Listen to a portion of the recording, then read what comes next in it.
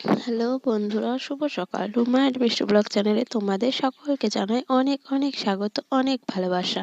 কেমন আছো তোমরা সবাই? আশা করছি যে যেখান থেকে আমার এই ব্লগটি দেখছো সবাই সুস্থ আছো, সবাই ভালো আছো। আমিও ভালো আছি তোমাদের ভালোবাসা এবং আশীর্বাদে। তো দেখো, আমাদের বাড়িতে সকালবেলায় মিস্ত্রি এসেছে, মানে ওখানটায় এসে এর আগের দিনকে বলেছিলাম যে ঘর ছিল, তো ঘর হচ্ছে।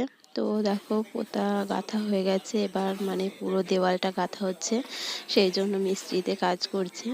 ওখানে আমার বর দাঁড়িয়ে আছে। তো দেখো, মিস্ত্রিদের জন্য চা জলখাবার, মানে যখন সকাল টাইমে চা জলখাবার ওরা খায়, তো ওদের জন্য চা করেছে আমার শাশুড়ি মা। তো সেটা তোমাদের সঙ্গে একটু শেয়ার করলাম।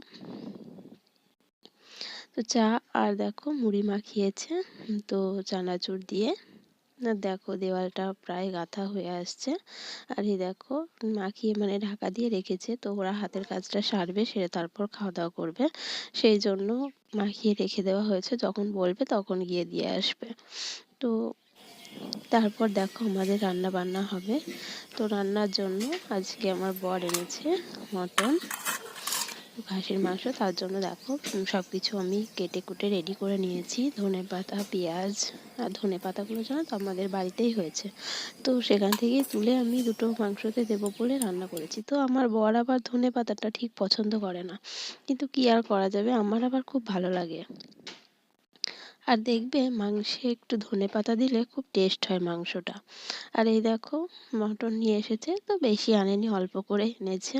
তো বেশি খাওয়ার মতো সামর্থ্য আমাদের নেই, তো খেতে ইচ্ছে হয় তাই অল্প করে এনেছে। তো তারপর দেখো, মাংস শুধু কি মাংস রান্না করবো, সেই জন্য আবার বাড়িতেই দেখো পালং শাকগুলো ছোটোবেলায় লাগিয়েছিল, দেখিয়েছিলাম তোমাদেরকে। তো দেখো কতটা বড় হয়ে গেছে, এখন শীষ বেরিয়ে গেছে। তো ওরই কয়েকটা শীষ আমি তুলে নিচ্ছি, তো তুলে নিয়ে ওটাকে কেটে রান্না করবো আর কি। তো কতগুলো মোটা হয়েছে, তো কতগুলো আবার হয়নি, তো বেছে বেছে তুলতে হচ্ছে। তো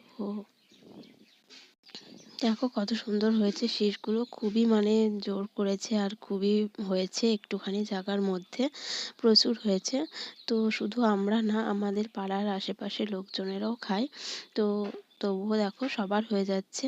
তো বাড়ির জিনিসের টেস্ট একটু আলাদাই হয়, তাই না? বাড়ির জিনিসের স্বাদ তো কেনা হলে হয়তো এতটা স্বাদ লাগে না, কিন্তু বাড়ির জিনিসের আর কোনো সার নেই, কিছু নেই, মানে ওষুধ ছাড়াই আর কি হয়েছে। তো তারপর দেখো, তুলে এনে আমি কাটতে বসে গেছি। তো ওটাকে কেটে আমি রেডি করে নেব। তো সংসার জীবন বড়ই জটিলতার। তো সারাদিন মানে সংসারের জন্য শুধু খেটেই যাও খেটেই যাও, খাটনির কোনো নাম নেই। আর যাই হোক, তো দেখো, টমেটো এনেছি, তো মাংসে দেওয়া হবে বলে টমেটোটা রেখে দিয়েছিলাম। আর এই যে চিকের থেকে মূলোগুলো বের করছি, কেন বলো তো, ওই মানে এগুলো সব ফ্রিজের ভিতরে রাখা ছিল, তো ফ্রিজ থেকে বার করে রেখেছিলাম। তো মানে ফ্রিজ থেকে বার করলে সঙ্গে সঙ্গে খুবই ঠান্ডা হয় আর কি, এতটাই ঠান্ডা হয় যে হাত দেওয়া যায় না। আর এখন শীতকালে তো আরোই ঠান্ডা। আর দেখো, এই চিমগুলোও ছিল ফ্রিজের ভিতরে, তো সবগুলো আমি এখন বার করে ঢেলে তারপর একটা একটা করে সব কেটে নেবো। তারপর ছিল দুটো পেঁয়াজ কলি, দেখো ওগুলো ওখানে আমি নিয়ে রেখেছি, ও কটাও আমি করে ফেলবো। মানে অনেক দিন ধরেই সবজিগুলো ফ্রিজের ভিতরে আছে, শুকোচ্ছে আর কি।